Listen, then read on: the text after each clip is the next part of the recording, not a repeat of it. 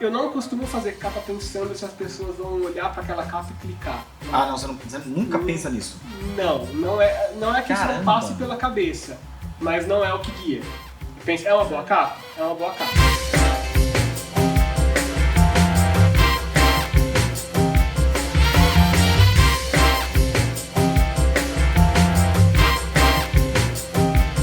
Olá, tudo bem? A gente está aqui hoje no Dentro do Ring, um podcast da A20 para falar sobre digitalização, transformação digital e conversar sobre esses temas com vários convidados, pessoas que estão sempre conectadas nesse mundo, que têm alguma relação com o mundo digital, seja empreendendo nesse mercado, seja trabalhando para esse mercado e fomentando esse mercado aí que é tão relevante para a gente. E a gente quer saber muito sobre isso, porque aqui na A20 a gente tem a missão de digitalizar o PIB do Brasil e a gente quer, enfim, né? Por que a gente quer isso, Dantas? Por que a gente escolheu essa missão? Boa provocação, Mavi. A gente até se empolga aqui, esquece de fazer aqui o jabá, o pessoal do marketing até briga com a gente aqui. A gente se empolga, acaba se empolgando muito com o convidado, fica conversando aqui, esquece de recados importantes.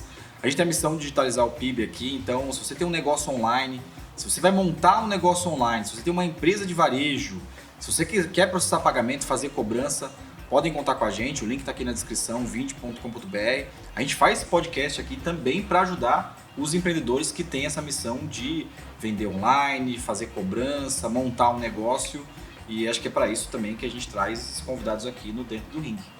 É isso. E o nosso convidado de hoje é uma pessoa que tem relação com o mundo digital porque trabalha para esse mundo, principalmente com imagens, mas não só com imagens, também com áudio. Além de ser uma pessoa super conectada à música, que eu sei que recentemente comprou uma vitrola, até curioso, ele também tem um lado todo forte aí com podcasts, é super premiado na área de design, já fez design para várias marcas importantes, então conhece bastante de como posicionar sua marca, o que você precisa saber para ter uma marca no mundo digital. E também, né, além disso, é capista do Braincast, então fala bastante com imagens no podcast, o que fazer com isso. A gente está aqui hoje com o Johnny Brito. Muito obrigada por participar com a gente, viu? É um prazer estar aqui. Você falou que você já começou a ilustrar super cedo, com 14 anos, foi a sua primeira vez, assinando mesmo um trabalho, mas isso ainda não era no mundo digital, né? Nada de tablet e Apple Pen, essas coisas assim, ainda era no analógico. Olha, como que foi essa migração, assim? Eu já vou começar dizendo que eu não me dou com tablet. Não gosta? Não, eu não consigo. Minha namorada ilustradora, ela ri de mim. Faz tudo lá. Ela deixou o iPad dela comigo uma semana pra eu tentar. Tipo, o iPad até consigo, mas tipo... eu não consigo ilustrar direto com Os cartunistas tablet, que estão ouvindo agora, eles estão aqui torcendo, né? E vão dar a curtida aí, vai escrever também no canal da Vind. E eu sei que é uma limitação, que é uma preguiça de, tipo, esperar passar essa parte chata do processo de acostumar, mas eu nunca quero conseguir. Então, assim, mesmo com a ilustração quando eu comecei, né? Então eu comecei com 14 anos numa revista chamada Revista Águas. Eu fazia uma sessãozinha, era uma chargezinha com uma sessão pequena e tal. Mas eu fazia com Ecoline, assim, né? Papel, lápis, nanquim, Ecoline. Só que aí no meio disso eu falei, tá, acho que eu tinha computador em casa, eu tinha uma versão paralela do Photoshop, né? Isso em 2000, 2001, sei lá. Nossa. E aí eu falei, acho que eu usava GIMP até, eu conhecia da GIMP nessa época. E eu fui fazer um curso de colorização digital numa escola aqui em São Paulo, no Photoshop 7, acho. Caraca. 7.0. E aí no meio, então assim, dentro dessa curta carreira de ilustrador juvenil numa revista, foi meio que dividido o tempo. Parte desse tempo eu fazia tudo, sabe, lápis, papel, nanquim, Ecoline, e depois eu comecei a fazer uma colorização digital. Mas até hoje eu sempre começo na mão, assim, sabe? Tipo, o meu processo é muito fluido, assim. Então às vezes eu começo na mão para destravar uma ideia, destravou, eu já fotografo, digitalizo, sei lá, e já jogo pro Illustrator e desenho com o mouse. e aí, não tá rolando, eu volto pro papel. Então assim, faz digital e o analógico, eles estão no meu processo criativo de uma maneira muito fluida, assim, né? Uma troca, não tem uma ordem exata. Qual foi o seu primeiro... Quando que você realmente pegou e ganhou o primeiro dinheiro, né, com o digital, né? Com o trabalho que você já fazia mesmo, né? Olha, eu devia ter uns 16 anos. 16 anos. 15, porque era da revista, né? Então eu comecei a ganhar Era um dinheirinho com 14. Eu fiquei dos 14 aos 18, eu acho que eu fui estudar Photoshop, eu devia ter uns 15 anos no máximo, assim. Por aí. Então, 15, 16 eu ganhei algum dinheiro. Curiosidade, o que foi? Que trabalho que foi esse, assim? Era você lembra disso? Do que você fez na primeira primeiro? vez? É aquele trabalho que te impactou e você falou assim, caramba, eu acho que eu vou ganhar dinheiro com isso. Cara, envolvendo digital, assim, eu acho que eu já tinha essa noção de que eu podia viver disso, assim. Eu tive pais que me incentivaram muito. Meus pais nunca quiseram me empurrar para qualquer outra coisa que não fosse, embora eu não soubesse com 14 anos que era design gráfico, mas eu sabia que eu ia trabalhar com criação visual de alguma forma, desenhando, sei lá. Então meus pais sempre me incentivaram. Então, com 14 anos eu comecei a desenhar e ganhar um dinheiro, para mim já era claro que eu podia viver disso. Eventualmente viver disso. Né? Então, isso só foi evoluindo. Mas eu lembro que era muito louco, assim, eu tinha essa noção de que era cedo o que eu tava fazendo e que, tipo, pô, eu consigo, né? Sei lá, acho que eu tinha talvez 18, 19 anos quando eu fiz a minha primeira capa em revista, comecei a ilustrar pra revista do Câmara de Comércio Brasil China, numa época, e aí eu fiz, sei lá, a capa. E eu lembro que era um arquivo de 500 MB no computador que devia ter 256 de memória RAM, sei lá. Negócio, né? Eu fiquei, tipo, foi uma tarde pra mexer literalmente uma camada daqui pra cá, assim, tipo, sei lá, 50 pixels de diferença, foi uma tarde esperando aquilo ler. E aí anos depois eu fui ver a capa. Aí eu achei o arquivo ainda, fui lá, caraca, usaram o arquivo anterior. Eu perdi aquela tarde, usei aquele tempo à toa, assim. Mas é isso, eu acho que eu tive muito privilégio, assim, muita sorte de estar num ambiente que me incentivava, com pais que me incentivavam. Então, muito cedo eu tinha essa noção de que a criação e aí incluído nisso o mundo digital, e aí acho que ter estudado um software de criação profissional ainda no colegial, sei lá, já está no máximo no primeiro colegial. Acho que isso também me ajudou bastante, assim, a abrir essa visão de que que essas ferramentas poderiam fazer parte do meu trabalho profissional. E aí, assim, hoje em dia você tem um trabalho muito legal com o próprio Braincast, né? Como que foi isso, assim? Já era um dos meus podcasts favoritos. E aí eu trabalhava numa agência e entrou um cara lá, que era o Zé Cabral, né? Que era um cara que depois virou meu amigo. E aí eu soube ele comentando, assim, eu soube que ele fazia as capas do Braincast. Eu falei, caraca, Zeca, você que faz. E aí eu lembro que eu adorava saber de antemão o tema que seria, porque eu via ele fazendo às vezes na hora do almoço, eu perguntava pra ele. Então eu já achava super legal eu conhecer a pessoa que fazia as capas, né? E aí teve uma época que por algum motivo ele não ia conseguir mais fazer. E ele falou, olha, eu queria indicar você pro meu amigo, você topa? Aí eu fiquei, nossa, mas pô, semanal, né? É um negócio que tem que fazer. Porque não tem essa, a gente foi mal essa semana, não posso fazer. Não existe isso, assim, sabe? Então eu lembro que até a princípio eu falei com outro amigo meu, designer ilustrando também, eu falei, Ti, você topa ser tipo reserva, assim, sabe? Se uma semana que eu não precisar, ou a gente meio que revezando. Ele, beleza. E aí eu respondi o e-mail do Merigo, né? Então eu falei, tudo bem, se for eu e o Thiago, esse meu amigo, ele, tudo bem. Só que no final isso virou pra mim uma coisa, cara, eu dou meu jeito, assim, sabe? Tipo, eu contei um dia desses, já tava umas 270 e poucas capas, assim. Isso desde novembro de 2015, eu acho que eu não fiz 5, 6 no máximo. Que era de férias, basicamente período de férias, eu tava viajando. E que eu não consegui fazer, mas assim, é um compromisso semanal, cara. Só que pra mim eu faço questão de manter, porque é um exercício criativo muito legal, assim, sabe? Tipo, a relação de briefing, de entrega, que é direto com o Meriga, claro que tem uma equipe, mas assim, hoje em dia, inclusive, tem mais equipe no meio, mas é de liberdade total, assim, sabe? Tipo, nunca aconteceu dele falar, putz, não, essa capa não, nunca. Não. Já aconteceu dele falar assim, putz, não sei se é muito isso. Eu falei, isso sim, Vai ser. E foi. Então, mas mesmo isso é raro, assim, sabe? Então é uma coisa que pra mim ter essa liberdade total essa confiança da parte deles também, de que eu posso fazer o que eu quiser e tem que ser rápido, né? Então, tipo, dessa semana eu gastei um tempo que eu não devia ter gasto, assim, fui dormir tarde, não porque eu não merecesse, porque eu não devia mesmo.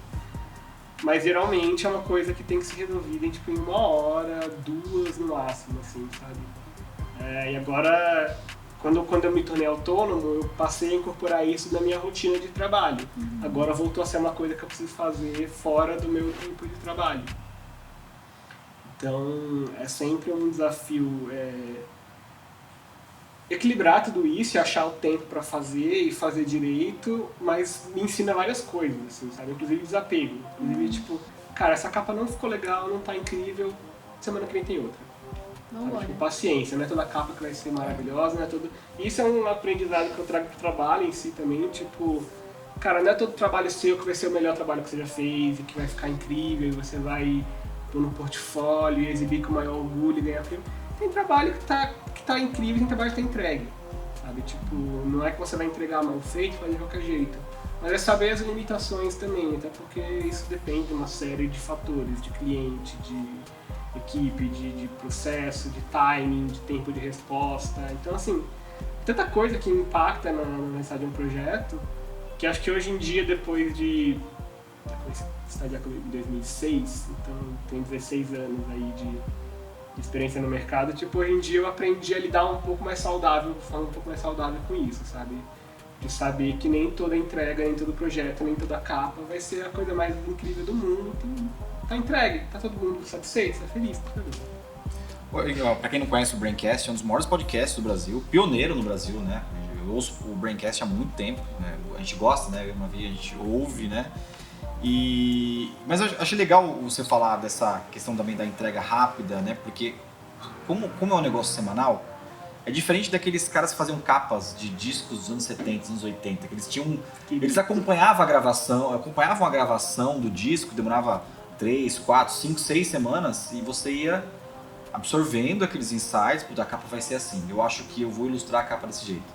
Então você recebe o briefing, eu vou dar um exemplo aqui, na segunda-feira, e a capa tem que estar entregue na quinta porque vai publicar na sexta, né?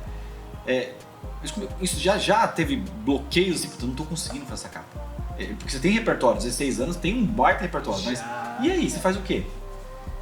Dá um jeito. Por exemplo, eu sou zero videogame. Zero.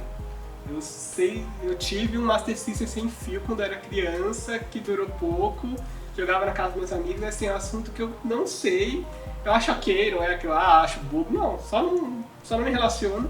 Então, cara, quando é tema de game, assim, eu vou pra coisa mais óbvia, assim, sabe? Tipo, eu tenho perfeita consciência de que aquilo não tá profundo, que não tá uma sacada incrível, porque não é mais repertório, não tem repertório. Então, assim, por exemplo, toda vez que é esse assunto, gera um certo bloqueio. E às vezes também acontece de ser um assunto que ou tem várias formas de abordar, então você fica tipo, caramba, qual dessas formas? Ou ele de fato é muito complexo, então como representar isso aqui, sabe? Tem a questão, eu não costumo fazer capa pensando se as pessoas vão olhar para aquela capa e clicar. Né? Ah, não, você nunca pensa nisso? Não é que Caramba. isso não passe pela cabeça, mas não é o que guia. Eu penso, é uma boa capa? É uma boa capa. O que pode acontecer às vezes é assim, de tipo, pegar um aspecto do que estava no briefing e, cara, isso no caso de podcast, do Braincast, inclusive, isso de briefing, tem... Cara, o briefing é a pauta, sabe? Sim. Às vezes acontece, inclusive... Às vezes é só o título. Faz tempo que não acontece, já aconteceu de eu estar fazendo capa enquanto eles gravam, porque atrasou a gravação, sabe? Tipo, alguém não podia num dia, não sei o que lá. Então, assim, eu até brinco que o Braincast 300... tem 2 capas, uma que não foi pro ar e a que foi. Porque eu fiz uma capa com a pauta e eles gravaram e aí o Merigo falou, cara... Mudou. Tem que ter alguma coisa da NASA, do espaço, que é o Braincast sobre Air Fryer, né, que fala que a NASA nossa cozinha. E eu refiz a capa. Tive que refazer completamente. Acho que eu me lembro, foi o único caso, porque eu concordei que realmente concordo que não dá pra deixar pra lá, mas... Quando tem bloqueio, cara, tem que dar um jeito, assim, sabe? E aí também entra isso que eu falei de desapego, saber, cara, tá entregue, é uma boa capa, tá lá, representa o tema, ninguém vai passar vergonha, eu não vou passar vergonha.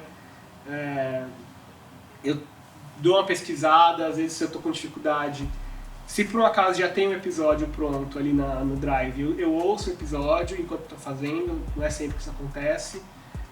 Ou eu pergunto para a equipe, o Iago, que é um cara que trabalha muito na pauta também, tipo, gente, aí me conta, o que vocês falaram, qual foi mais ou menos a abordagem, teve alguma coisa que se sobressaiu para poder virar um chamariz, assim, ou tipo, algo que meio que representa de forma mais icônica o assunto e tal, mas é muito variado, assim, e é isso, é semanal, são muitas, então tem dias que eu olho a pauta e falo, cara, é isso aqui, sabe? Tipo, é sentar e fazer, eu não gosto de seguir sempre a primeira ideia, só que é um processo que não dá pra você ficar, vou testar 3 coisas e ver o que funciona, não, cara, se teve uma ideia primeiro ali que parece boa, vambora, sabe? Tipo, já aconteceu de eu ir embora nessa primeira ideia, tá tipo há 1 hora fazendo que eu falo, cara, isso aqui não tá ficando bom. Voltar E deixa eu testar um outro negócio aqui, pegar um fragmento do que eu tinha feito, ampliar e botar uma coisa que melhorou, funcionou. É quase que bater um pênalti, né? Você tá na frente da bola, bater um pênalti, não tem volta. Você vai ter que ter 2 ou 3 chances ali pra, né? E você falou um negócio que me chamou a atenção, que assim, você, como ilustrador dessas capas que você faz, você não se preocupa muito com o clique, né? Putz, essa capa vai ser mais clicável que a outra. Mas eu acho que quem produz podcast, a gente tem bastante gente que ouve o nosso podcast também, que também produz podcast, algumas empresas. Você tem alguma dica de ouro para eles que produzem podcast? O que eles têm que se preocupar, especialmente na capa? Porque eu falei dos discos de rock, né, mas fazendo um pouco da analogia, hoje o podcast ele fica eterno, né, na plataforma e muitas vezes as pessoas descobrem um podcast de 2015, 2016 pela capa, buscando alguma coisa, né? Você tem alguma dica de ouro para isso? Cara, não sei se é uma dica de ouro, mas eu tenho alguns comentários sobre isso, assim. Acho que essa analogia da capa é super bem-vinda, inclusive quando eu fiz o case de 200 capas do Braincast Portfólio, eu usei uns mockups de capa de disco, porque eu sou louco pra fazer capa de disco, acho que eu fiz uma só, 2 até hoje. E eu falei, pô, é quadradinho, dá uma capa de disco, então sim, tem um pouco disso, mas eu acho que tem muitas variáveis. Primeiro, assim, entender se faz sentido o seu podcast ter uma capa diferente por semana. Que é um trampo, né? Você tem como primeiro, você tem como bancar isso, você tem quem tope fazer pra você pelo valor que você tem e que vai ter tempo e que não vai te deixar na mão. Uma arte semanal, é uma obra de arte entregue semanalmente, né? Exatamente, assim, você tem alguém que você confia, que vai entregar, que vai falar, em cima da hora, putz, não consegui fazer hoje, a gente foi mal, você sabe o que? Publicar um JPEG preto, sim. Então, primeiro é saber se é viável para você e se faz sentido, né? Tipo, por exemplo, o Spotify, quando ele começou a publicar podcast, começou a ganhar espaço como plataforma, ele não exibia a capa, ele exibia o avatar. O avatar. Depois ele mudou isso. E aí, quando ele mudou isso, ganhou uma outra relação quase que de gôndola. Que até então, capa de podcast, não tinha um lugar onde você ia ver vários juntos ali e você ia escolher esse ou aquele para ouvir. Você seguia no feed, sei lá, sabe? Você ia no site do podcast para ouvir, ou você assinava o feed no Apple Podcast, sei lá, não tinha tantas plataformas assim, Pocket, sei lá. Mas que você já ia atrás do que você sabia. Então, assim, eu gosto desse podcast, eu quero começar a ver esse podcast, eu vou lá e assino. Então, assim, se vai ter uma capa X ou Y, meio que não fazia tanta diferença. No sentido de escolha para você clicar para ouvir ou não. Hoje em dia, com a popularização do podcast e a mudança nas plataformas, essa questão da capa ela voltou a ser uma questão a se pensar. O avatar, que era uma coisa que eu falava muito com o Merigo, que tipo, a gente tinha uma visão de que avatar de podcast era um fundo colorido com logo. E hoje em dia, isso foge à regra. Agora, também tem que parar... A regra hoje em dia é foto do apresentador, da apresentadora, das pessoas que apresentam, nome do podcast. É o mais comum. Tem, às vezes, quem faz uma ilustração, uma coisa assim. E tem podcasts que optam pelo avatar mais limpo. O próprio Braincast, a gente optou por isso, porque assim não fazia sentido colocar só a foto do Merigo. E vai fazer o quê? Botar a foto de 10 pessoas ali juntas? Vai virar uma foto de estádio de futebol, torcida de futebol. Então assim, tem todas essas questões se você pensar sobre o avatar. Da capa, a relação hoje em dia, ela de fato tem essa coisa meio de gôndola, porque as pessoas vão clicar. Então quando eu falo que eu não me preocupo se é clicável, não é que eu não me importo com isso, é que assim, não é algo que vai Não tá me no processo de fazer criação, né? escolher uma coisa ou outra. Às vezes vai me fazer escolher um aspecto do episódio para abordar. Então assim, tipo, isso aqui não foi central, pelo que vocês me contaram da conversa, né? Então quando eu pergunto, como é que foi a gravação, se eu consigo ouvir, isso não foi central, mas eu acho que isso aqui é uma piadinha que pega, é uma imagem que é forte e ela vai... a gente brinca do clickbait, né? Então assim, mas também não é sempre, tá? Eu acho que é você saber isso vale para o podcast, vale para uma capa de livro, vale para uma capa de qualquer coisa, assim. Acho que ela precisa ter uma performance visual, então não adianta se encher de detalhezinho micro ali, porque aquilo vai estar reduzido. Então se você quiser colocar detalhe pequeno, tudo bem, mas tem uma hierarquia visual onde o que aparece maior já conta pelo menos a maior parte da história que você quer contar. E que, de fato, ele represente aquele tema. Não precisa ser literal, ele pode ser de uma forma extrapolada, uma coisa mais subjetiva, mas que ele represente o tema e um pouco do clima daquele episódio, acho que é importante. E aí você até comentou um pouco, né, de que você também fez agora a identidade visual do B9, né, que vocês reformaram a identidade do Braincast, que agora tá com aquele B super diferente, tem uma carinha nova ali, né?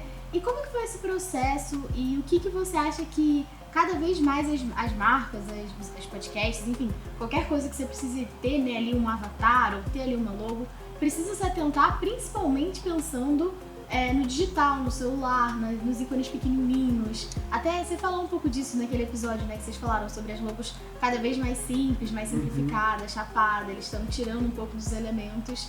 E por que isso? O que você tem a dizer de dica, assim? Foram duas experiências próximas, que foi do Mamilos, eu redesenhei a identidade do Mamilos também ano passado.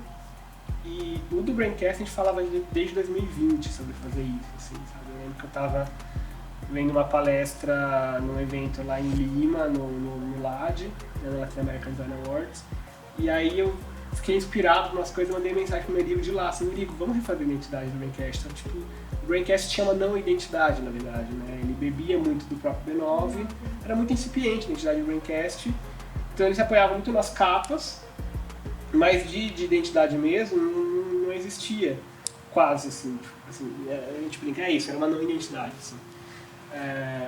Então, quando a gente foi pensar nessa identidade nova, foi um processo acelerado até, apesar de estar falando disso há um tempão, mas aí, por conta de algumas coisas que aconteceram, foi um processo que foi meio acelerado, mas que eu, navegar com muita tranquilidade, no sentido de que quando você começa um projeto novo, você conhecer o cliente, se aprofundar naquele assunto, né, estudar, eu já conhecia.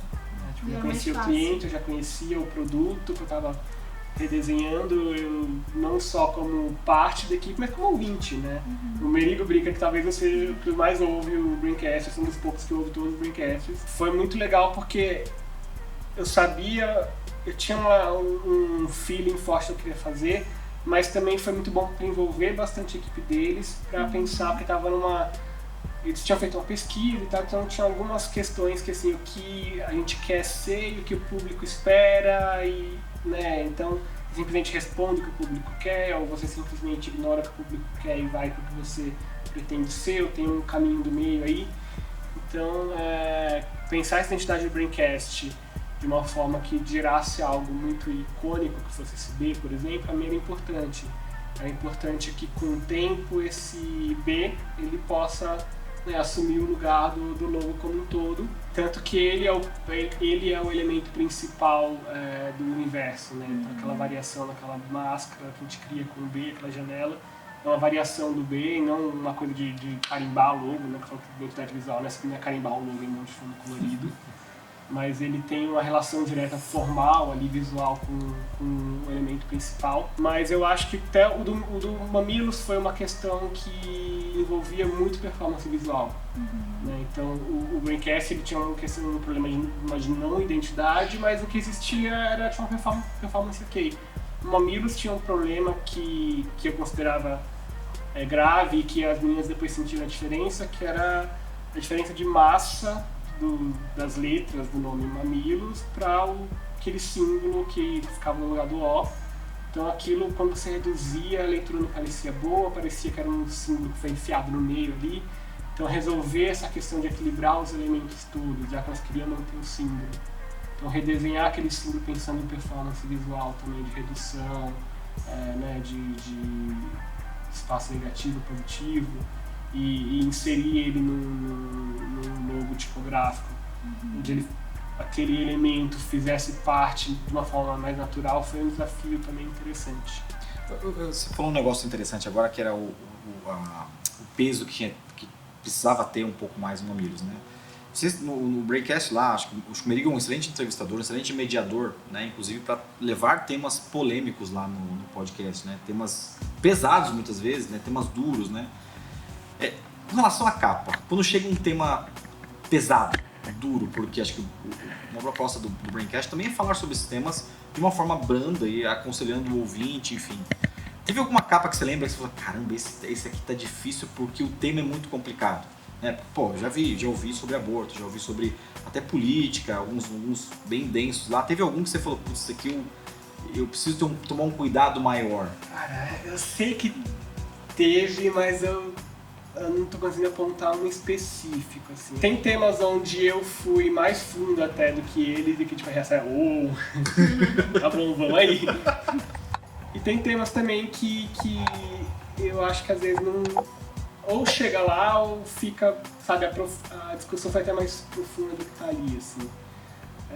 Mas eu acho que nunca foi um problema, sabe? Falando de Braincast especificamente, isso nunca foi um problema de cuidado, não vai por aqui, não vai por ali, sabe, ou foi demais. A minha resposta mais honesta eu não lembro um caso específico, assim, que já teve, de fato, temas... Eu acho que alguns temas eles são complexos. Nazismo, né? Vamos falar sobre por que o nazismo está crescendo no mundo, né? Você recebe aquilo, você tem que... Caramba, cara, como é que eu vou fazer uma capa? Acho que o Braincast, ele não tem tanto problema com isso, assim, sabe? Tipo... a abordagem do Braincast, ela, embora ninguém ali finja estar em cima do muro, né? Sim. É bem claro. Bem claro. E se não fosse, eu não estaria lá também, porque também é o meu lado do muro. A abordagem deles é sempre mais para essa via da cultura pop, cultura digital. Então, assim, dificilmente vai tratar um tema como o nazismo de uma abordagem histórica, historiográfica, política, sei lá, vai ser sempre ter se acontecer, vai ter um viés de comunicação ali. E eu não vou ter nenhum problema em criar uma imagem forte ali, assim, sabe? Tipo, eu tenho trabalhos pessoais onde eu abordo política, por exemplo, e que eu crio imagem forte e não tem problema nenhum com isso. E eu duvido que eles também tenham problema se isso acontecer. Já teve outros casos de outras situações onde isso foi uma questão, assim, tipo, putz, isso aqui não. Mas com o Braincast não, acho que nunca rolou e não imagino rolando. Mas já acontece de fato, às vezes assuntos complexos, não pela delicadeza social do assunto, talvez, né, tipo, disso ser sensível socialmente, mas por ser complexo. Sim. Sabe, às vezes Como ilustrar uma coisa complexa? Eu acho que um exemplo que eu posso dar que eu gosto, uma capa que eu gosto muito, é um sobre aquele que eles fizeram sobre... Eu lembro se é um livro que chama The Gap, que é tipo, que é esse espaço que existe entre o que você quer fazer e a habilidade que você tem, então sempre fica aquela coisa, tipo, eu queria isso, mas eu chego aqui, não é exatamente, e eu criei uma imagem que ela meio que gera um erro de registro, assim, sabe? Que pra mim, eu adoro aquela capa e pra mim é isso, que no final essa frustração, expectativa e realidade, isso é um erro de registro, assim, é a gente não conseguindo alinhar o que a gente quer com o que a gente faz de fato, assim. Então, que eu acho que é um podcast com um tema super complexo, profundo, é um episódio que eu adoro. Muita gente se identifica com isso, né? Sim, inclusive eu. Inclusive nós. E que eu acho que eu resolvi bem de uma forma super gráfica, assim, sem tentar ser muito descritivo. Eu acho que quando eu tento ser muito descritivo, ter um storytelling muito complexo, eu erro um pouco. Quando você diz descritivo, você diz trazer uma ilustração mais clara, uma coisa muito detalhada. Exatamente, assim, pode ficar bonito, fica legal, acho que tem momentos em que eu acertei, mas eu considero que as minhas capas, as capas que eu gosto mais, elas são mais simples, elas são mais sintéticas, sabe? Tipo, bebe um pouco disso da capa de disco, da capa de revista, assim, que foi também uma coisa, um instalo que eu tive lá em Lima, nesse projeto que eu tava, nesse evento que eu tava, teve a exposição de um artista gráfico, um designer argentino, sobre capa de revista. E eu fiquei pensando, cara, eu queria fazer capa de revista, essa é uma coisa muito legal, assim, né? Eu falei, meio que fácil, né? Sim. Você faz semanal, é uma revista em áudio e tal. Eu falei, pô, legal. Então eu passei a encarar isso também dessa forma mais gráfica, expressiva. Então eu acho que tipo, eu sempre aproveito para usar alguma coisa que eu estou estudando. Desde um movimento histórico de design que eu estou estudando, na época que eu estava estudando história do design, no curso que eu fiz de fato, então, assim, eu sempre usava tipo, alguma coisa que eu vi, até uma fonte que eu estava querendo usar, ou um efeito que eu estou testando, uma solução gráfica, eu sempre aproveito para testar lá. Mas eu considero que eu me saio melhor quando eu consigo responder de uma forma mais sintética, mais resumida do que coisas muito complexas, e eu gosto de coisas complexas. Tipo, eu adoro tipo, ilustração, sei lá, isométrica. A capa dessa semana tá super complexa. E eu gostei de fazer, me diverti fazendo, mas não sei se era a melhor opção, mas foi, sabe? Foi e eu me diverti, achei que foi uma capa legal. Que é uma que tem um hambúrguer ali como se fosse um galpão. Um recorte, né? E aí e aí entra numa questão de hierarquia visual, né? Então a primeira coisa que você vê isso é esse hambúrguer e tal, mas se você olhar tem um peãozinho saindo, tem um caminhãozinho lá atrás botando um negócio tóxico. Tem uma fumacinha verde assim, né? E é complexo. É legal, eu me diverti fazendo, acho que é uma capa legal, mas ela não vai entrar na minha lista de preferidas porque eu acho que é isso, eu prefiro quando eu sou mais... Quando eu consigo ser sintético. Eu vou engaixar outra pergunta no que você falou agora, né? Que você gosta de coisas complexas. Vou fazer duas perguntas, uma é complexa. Se você fosse redesenhar uma capa de um álbum, de alguma banda, algum artista, qual seria? Né? Qual que você fala, putz, aqui o conteúdo é muito melhor que a capa. E qual artista você gostaria de fazer uma capa? Né? Vivo? Pode ser qualquer um. Cara, eu adoraria fazer uma capa pro Tom Zé. E ele tá vivo. Tá vivo. Tom Zé. Se você estiver ouvindo. Tom Zé, me nota. Eu amo Tom Zé. Nessa eu comprei uma vitrola há pouco tempo. Sim. Esse final de semana eu consegui comprar um disco, que é o primeiro disco dele, que eu queria muito, que é o Grande Liquidação. É seu artista favorito, então, Johnny? Não sei se é o meu favorito, então é um dos que eu gosto mais. Eu adoraria fazer, sei lá, pra Novos Baianos, Rita Lee me nota. Eu amo Rita Lee. Mas eu acho que esses artistas têm grandes capas, né? Então assim, eu não vou me... E qualquer resposta que eu dê é delicada porque alguém fez aquilo. Eu não gosto de merecer o trabalho dos outros. Mas assim, por exemplo, um produto cultural que eu acho que é incrível, que tem cartazes interessantes, mas nenhum que chegou no que era o filme. Não sei se eu seria capaz, eu gostaria de tentar, é Bacurau, por exemplo. É verdade. Bacurau, que é um filme incrível. E infelizmente eu não vi nenhum dos cartazes. Tem coisas legais feitas, principalmente os cartazes mais alternativos do filme. Mas eu gostaria, assim, de tentar, de tipo...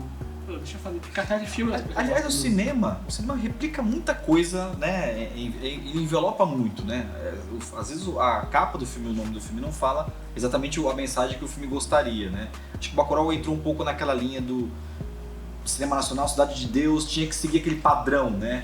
E é uma história tão complexa, cheia de referências, assim, que tipo, eu entendo que é difícil. Por exemplo, eu nunca entendi por que Bacurau tem uma fonte serifada. Pra mim não faz sentido. O único sentido que faz é quando você pensa que ele é uma referência ao western e tal, assim, tem um porquê, mas... E aí também eu tô falando sem saber do briefing, sem saber o que foi falado, né? Às vezes a pessoa toma uma decisão por um motivo e eu que não sei. Mas tem essas soluções prontas, né? Então, assim, mesmo no cinema, você vê, a gente tá começando a ver um renascimento aí, talvez, de pôsteres de cinema, mas é sempre alternativo. Tem o comercial com os cabeções flutuantes e tem a alternativa. E aí eu sempre volto para Deus, o Diabo na Terra do Sol, que é a minha peça preferida de design gráfico brasileira. É um pôster que tem cabeção, tem o título e é incrível. Assim, tem um cabeção do personagem, não é a cabeça flutuando, assim, tem lá um personagem, tem o título super visível e é incrível, cara, uma obra-prima aquilo. que eu tenho na minha casa, grande, na parede, pra eu ficar olhando sempre. Mas que também é um pouco daquilo que eu falei dele ser sintético, ele consegue sintetizar, assim. Eu gravei no começo do ano um curso pra doméstica, que deve sair em algum momento desse ano. E aí, uma das aulas eu analiso o cartaz. Legal. E foi legal pra mim, uma experiência também, parar pra analisar aquele cartaz mais profundamente, do ponto de vista de grid de construção, de semiótica, de design gráfico como um todo. Tem alguma coisa que fica um pouco ali por trás, né? Às vezes uma pessoa que olha, bate ali o olho meio rápido, não vai entender os porquês de alguns detalhes, de algumas escolhas, que foi um pouco do que você falou. E acho que pensando um pouco em internet, a gente talvez sofra um pouco com isso, né? Você falou, queria fazer talvez uma capa de uma revista, de um livro. E se você for ver, até na parte de livro, a galera critica muito. Nossa capa tá horrível. Nossa capa... Eu ia fazer diferente. Eu não sei o quê. Então, assim, as pessoas são engenheiras de trabalhos que já estão prontos, né? Sim. Como lidar com isso, assim, na internet? E aí é o que eu falei, eu não comento marca em cima de JPEG. Sabe? Tipo, marca nova. Tal empresa... Acho que, cara, é um desserviço, é um tiro no pé. A galera, sabe, toda vez que uma marca lança uma identidade nova, fica aquele monte de especialista de nada... falando, porque isso, porque aquilo. Mano, você não sabe o briefing, você não sabe quem aprovou, você não sabe se aquela era a opção preferida da equipe de design que fez, sabe?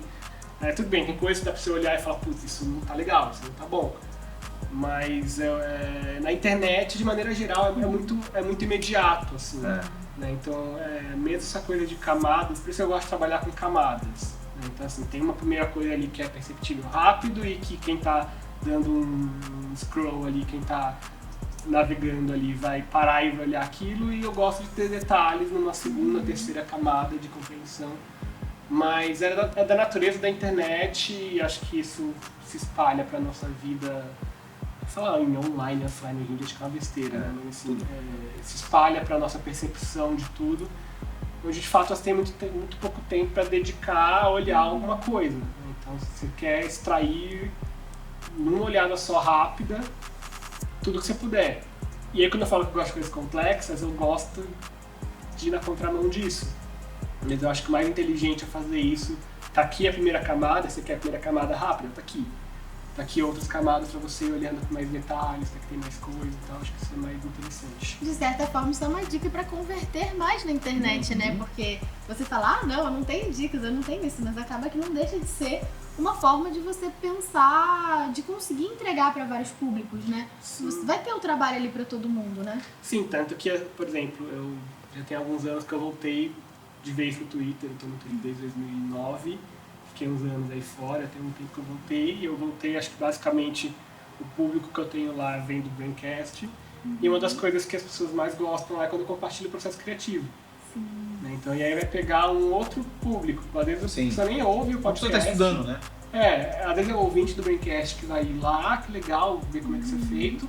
Às vezes é alguém que nem ouve o podcast, mas quando você começa a falar do processo criativo, do porquê isso, porquê aquilo, mostrar detalhe e tal, isso vira um conteúdo à parte e que as pessoas se interessam. Pelo menos a minha experiência lá é que as pessoas gostam.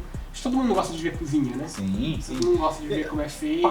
Parte do nosso público aqui, Johnny, são empresas de tecnologia, né? E design em empresa de tecnologia não é mais um componente, ele é quase que o todo, né? Então tem muito designer que escuta a gente. Você até falou que vai fazer um curso, enfim. Você teve um designer premiado, né? Se você pudesse dar uma dica de ouro para essa galera que está começando agora, né? Pro Johnny lá de 2005, né? 2004, como estudar, que caminho seguir, você tem algum... Você faz isso? Você falou que abriu o Twitter para isso também, né? Sim, eu acho que tem uma percepção sobre a formação do design no Brasil. Primeiro que, assim, eu sinto muito quem está se formando agora, deve ser incrivelmente difícil, sabe? Eu me formei em 2008, Brasil pleno emprego, economia bombando, Então, assim, eu acho que a galera que se forma agora, o mercado tá mais complicado. E quando eu me formei, tipo, redes sociais era uma coisa que tava ali já, né? Que tava acontecendo, mas assim, eu nunca, por exemplo, fiz, como parte do meu trabalho, post para rede social. É uma coisa que hoje em dia faz muito parte da rotina. E não acho que é um problema, não é uma coisa menor, mas assim, que é algo que toma muito tempo e é muito rápido e é muito, né, tem que ser diferente o tempo inteiro. Então, eu acho que deve ser muito difícil pra galera que tá se formando agora e se inserindo no mercado. Mas eu tenho uma dica que é estude design, sabe? Tipo, estude fundamentos do design. O resto é importante, você vai aprender, o mercado vai fazer você se mover para aprender, mas estude design. Então, Gestalt, semiótica, história do design, teoria das cores, sabe? Tipo, estude teoria do design. Porque o resto é ferramenta. Se você vai usar o Illustrator, o Photoshop, se você vai fazer um site, uma revista, tudo bem, vai ter essas particularidades. Mas se você tem um fundamento, o resto é ferramenta para você. Verdade. Então, assim, por exemplo, eu adoro falar de design sem falar de branding. Eu tenho uma pós em design estratégico, porque eu fui estudar isso e eu achei que eu tinha que ser aquilo. Durante a pós eu entendi, não quero ser estrategista de design. Acho que é super importante, que bom ter um monte de gente boa fazendo. Eu trabalhei com pessoas excelentes de estratégia de marca, não sou eu. O negócio é materializar. E eu entendi que isso não era menor. Também tem um pouco disso, assim, acho que o mercado ele começa a cobrar de jovens designers um monte de coisa como se a entrega visual fosse cosmética, sabe? Então, você tem que saber marketing, branding, dancinha no TikTok, sabe? E aí a entrega de design ela tem a profundidade de um pires. Não tem tempo, porque aquilo é normalizado, então você vê cursos de identidade visual, de sei lá o que tipo, é do jeito mais raso possível. Tem espaço para todo mundo, sabe? Você é curioso, que você quer aprender a fazer, beleza, vai lá. Agora, você quer viver disso? Você quer começar a estudar design, você quer entrar numa carreira de design? Cara, estuda design, sabe? Tipo, estudar posicionamento de marcas, claro, é importante, mas você primeiro estuda design. Depois, quando você tiver uma compreensão sólida de design, você vai fazer essas conexões interdisciplinares. Tá? Porque a gente começa a exigir e esperar que as pessoas façam essas conexões sem ter a base. E aí o design vira cosmético. Sabe? Tipo, vira uma coisa visual, tá ali, replica uma fórmula, você vai ver 500 igualzinho, porque no final o que importava era todo o que estava em volta, sabe? Estuda a história do design, estuda Gestalt, estuda, sabe, tudo que você puder estudar, inclusive se você está em processo de formação na faculdade, aproveita que esse é o tempo que você tem para estudar isso. Quando você estiver formado, ninguém vai te dar tempo para estudar isso. Né? Então, acho que minha dica é essa. Posso fazer uma última pergunta? Que ele falou um pouco aí de rede social, de TikTok, vídeo curto. Eu queria só entender o que você acha, assim, como uma pessoa que trabalha o visual, né? E que cada vez mais a gente espera, a gente entende que a rede social vai virar tudo vídeo, vai virar muita animação, muita coisa se mexendo, e áudio, e muitas coisas ali ao mesmo tempo. Como que a gente trabalha o design nessa parte mais de motion, de movimento? Como que dá pra você continuar fazendo coisas ali e, enfim, você acha que o estático vai morrer? Como que vai ser essa relação? Não acho que o estático vai morrer, eu acho que a gente... Tem quantos anos que falam que o livro vai morrer? Pode, não, de fato, o livro impresso não é uma coisa que vende mais que não vendia, mas morreu, né? Desde que a TV foi lançada, ia matar o rádio. Tá aí o rádio até hoje e tá o podcast, que é um filho do rádio. Então, assim, não vai morrer. Eu sou uma pessoa bastante estática, né? Tipo, eu gosto de animação, eu gosto de motion, me interessa, me cobro de aprender e tal, não tem como, mas eu não sou uma pessoa que faz isso. Você colocou o motion na nova logomarca, assim, né, do Mas quem fez os motions do Braincast foi o Gabriel, que é o designer da equipe deles. Eu já fiz algumas coisas, tipo frame a frame, na minha identidade pessoal tem uns motions lá, uns GIFs, mas é tipo frame a frame, feito do jeito mais estúpido possível. Mas eu acho que assim, sim, de fato as coisas tendem cada vez mais a ganhar movimento e aí a gente entra um pouco naquela discussão de ambiente de marca, né? Por que o logo tá tão simples? Então será que o logo de fato é o mais importante na identidade, né? Então quando você pensa nesse contexto como TikTok, ambiente, grafismo e cor, e, sabe? Tem tanta coisa que pode comunicar uma marca para além do logo. Mas eu acho que vale a dica anterior, sabe? Estilo de design. Porque se você tem os fundamentos e você quer extrapolar isso para uma direção de arte, uma coisa com animação, com motion, você vai fazer isso com muito mais propriedade. Eu acho que isso é inevitável, né? Então, assim, eu tenho que tomar esse cuidado para mim, né? Então, se eu ficar, não, isso não é importante, isso aqui é penduricalho e besteira, cara, é assim que sei lá, as profissões morrem, sabe? Eu acho que é saber que faz parte e adotar, mas não esquecer que tem fundamento. Então, quando tem fundamento, isso é só uma outra forma de expressar visualmente aquilo que você quer. Um bate-bola rápido que eu quero fazer com você para saber, por exemplo, vamos lá, a gente fala muito sobre esse digital, a gente quer falar também de uma forma um pouco mais leve. Quando vocês estão lá conversando, aposto que vocês têm um grupo lá, né, dos podcasts e tal, tem uma figurinha que você gosta de usar? Tem um meme que você gosta? Olha, eu vou te dizer que eu tô no meu 18º pack de random figurinhas, que eu chamo de random. Então, assim, em cada pack dá 30, eu tô no meu 18º. Então eu mesmo faço muita figurinha. Lá de fato existe o grupo do Braincast, que a gente faz figurinhas de piadas internas ali, de coisas que vêm de fora. Cara, uma preferida. Uma que você usa mais, tá aí no seu favorito? Então, esse é meu favorito, tem muitas. Cara, eu uso muita coisa com gatinho, né? Eu não tenho gato, todas as minhas redes sociais acham que eu tenho gato, eu não tenho gato. Mas qualquer figurinha com gatinho, também. Te pega? Sim. Johnny, muito obrigada pela sua participação. Foi muito legal conhecer o seu processo, conhecer um pouco da sua história também. Se você aí que está nos assistindo quer saber mais, a gente vai deixar todos os links aqui na descrição desse episódio, então vai ficar bem fácil para você encontrar. E é claro, se você quer digitalizar o seu negócio, conte com a Vindi.